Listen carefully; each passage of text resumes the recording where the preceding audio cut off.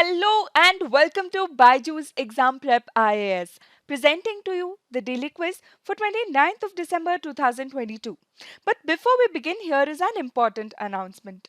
All the UPSC aspirants have this wonderful opportunity to welcome the new year by earning up to 90% scholarship. All you need to do is take the National Scholarship Test on the 1st of January at 11 am, and you will be awarded scholarships on our courses based on your performance in the test.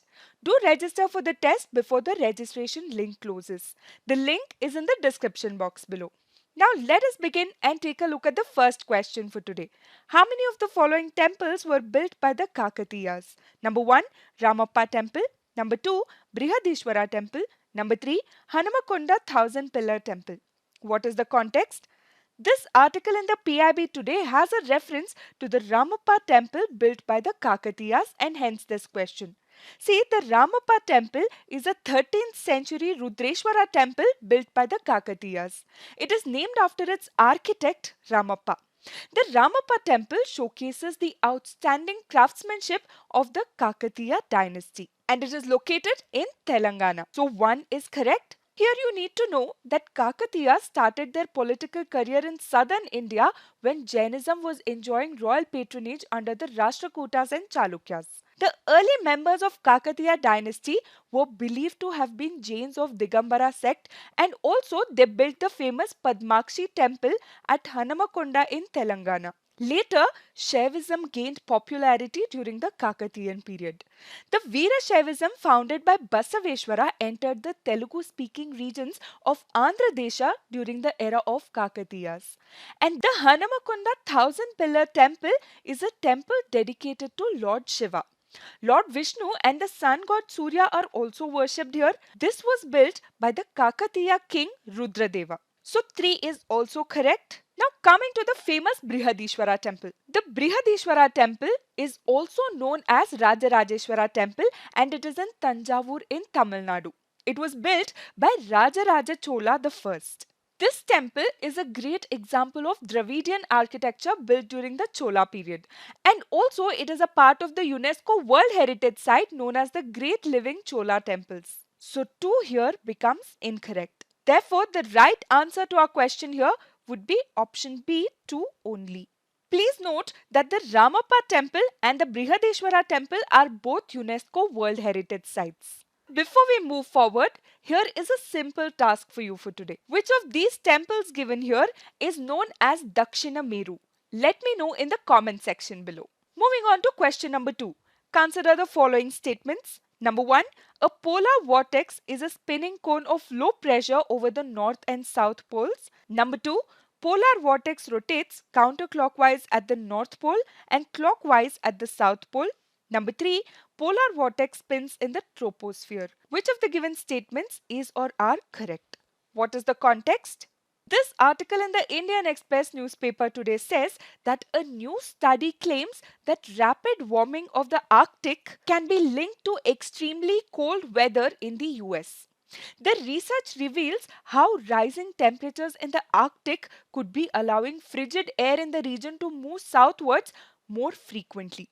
See, this study is mainly focused on the polar vortex and hence a question on this topic. The polar vortex is a mass of cold, low pressure air that consistently hovers over the poles. It rotates counterclockwise at the North Pole and clockwise at the South Pole. Usually what happens is that this polar vortex remains strong and compact, meaning the mass of frigid air stays at the North Pole, right? But sometimes it weakens and expands to influence the jet stream, which is an area of fast moving air high in the atmosphere that surrounds the polar vortex. Once this jet stream is impacted, the cold polar winds from the polar region find its way towards the mid-latitude regions. And the researchers here have found that the expansion of the polar vortex has been occurring often in the recent years, and the reason for this is rapidly warming Arctic. But however, the scientific community has still not completely agreed with this explanation that warming is making the jet stream weaker. Coming back to our question on polar vortex. Statement number 1 is correct. It is a spinning cone of low pressure, cold air over the north and south poles. Statement number 2 is also correct. It rotates counterclockwise at the North Pole and clockwise at the South Pole. But statement number 3 here becomes incorrect because polar vortex spins in the stratosphere, which is a layer of atmosphere 10 to 48 kilometers above the ground and above the troposphere. So 3 would be incorrect. Therefore, the right answer to our question here would be option A, 1 and 2 only. Moving on to question number 3. Samakka Saralamma Jatra is a major tribal festival organized in which of these states? Option A, Karnataka. Option B, Kerala. Option C, Telangana. Option D, Tamil Nadu. Why this question?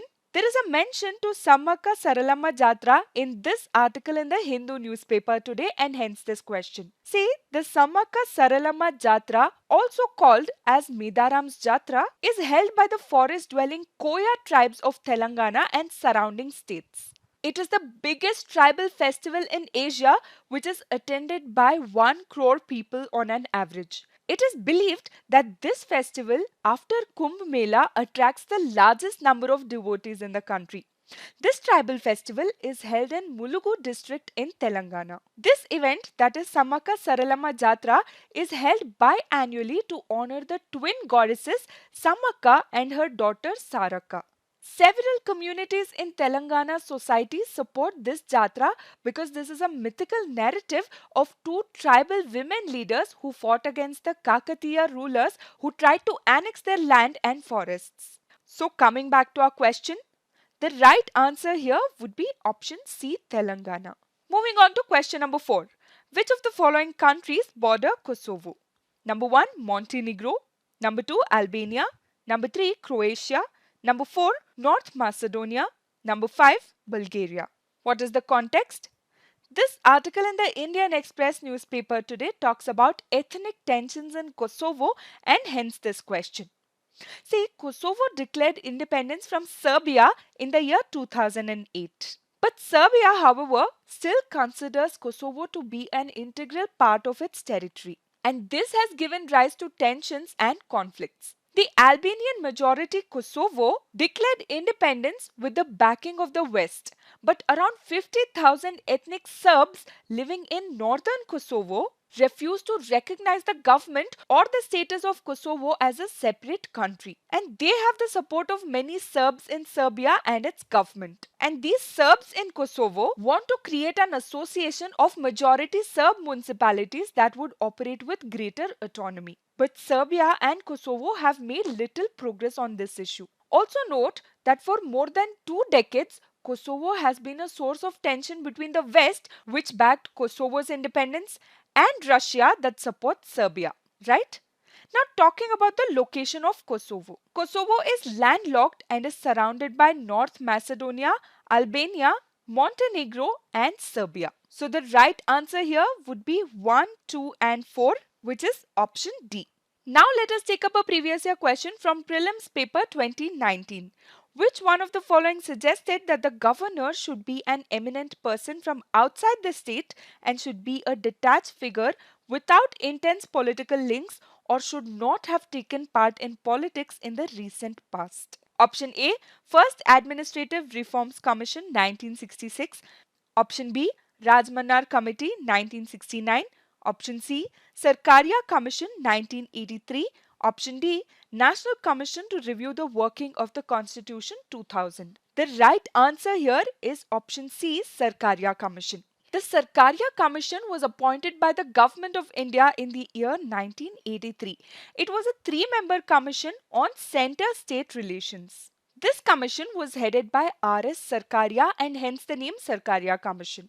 The objective of the commission was to examine and review existing arrangements between the centre and the states. One of the recommendations of the Sarkaria Commission was that the governor should be a detached figure and not too intimately connected with the local politics of the states. So, the right answer here would be option C. You will know this answer if you've been revising polity. If not, we have some new initiatives lined up just for you. Stay tuned and subscribe to our channel if you haven't already. Now let us take up the fact of the day for today, which is SHAKTI policy. Why? Because the year-end review of Ministry of Coal here in the PIB article today has a reference to the SHAKTI policy. Say the SHAKTI policy stands for Scheme for Harnessing and Allocating Koila Transparently in India. In the year 2017, the Cabinet Committee on Economic Affairs cleared the new coal linkage policy known as SHAKTI policy. This policy was launched to provide coal to stressed power units which lack coal supply. See, coal is widely used input for power generation in India. But coal's availability is not adequate and international price is higher as compared to the domestic pricing. Inadequate quantity of domestic coal, rising imports and high price for imported coal necessitated the government intervention. And that is why government here intervened while allocating the available coal among the power producing firms. So Shakti policy is one such intervention of the government. This policy seeks to provide coal linkages to power plants which lack fuel supply agreements through coal auctions. What is this coal linkage policy? It is a central government design guideline for allocation of coal among the thermal power firms. The primary aim of Shakti policy is to ensure the availability of coal to all the thermal power plants in India in a way that it is transparent and objective. So all the thermal power firms will benefit from this policy as they would get domestic fuel supplies through auction at competitive rates. The scheme also aims to reduce the dependence on imported coal and promote domestic industries. Also note that this scheme is supposed to be beneficial not just for the infrastructure sector but also for the public sector banks which have huge loans unpaid at the end of power companies. That is all for today. Thank you for being with us. Keep watching and keep learning.